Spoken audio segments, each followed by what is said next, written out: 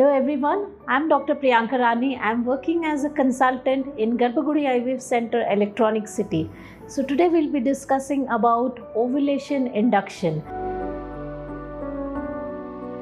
So as the name suggests, ovulation means helping egg release. Induction means we are inducing it or doing it.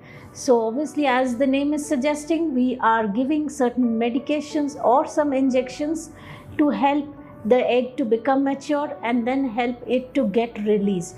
Now many women ask me this question: I have spontaneous ovulation or I keep ovulating myself, then why are you giving me medications?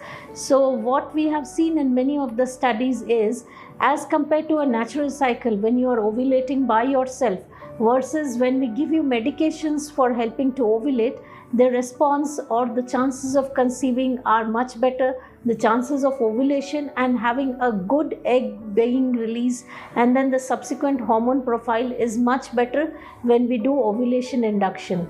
So which women would require this ovulation induction?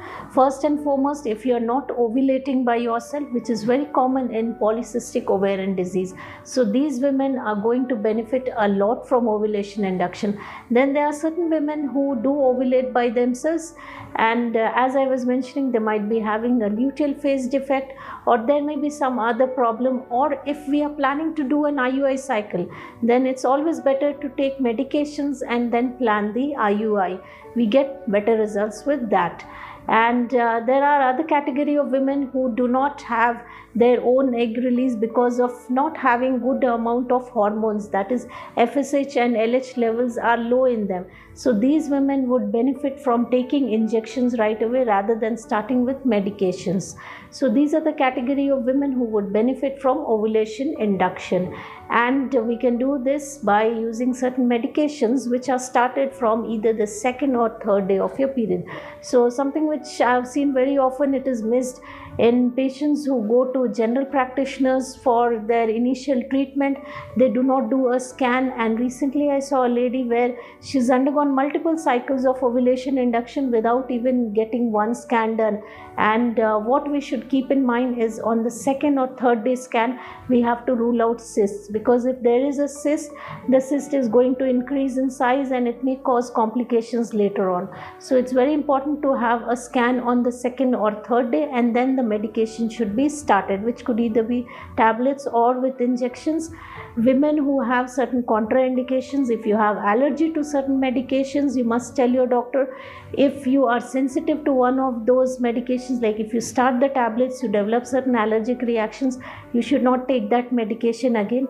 If you have any liver disease or any kidney diseases, then you have to inform your doctor, and only if it is safe for you, then you should take those medications.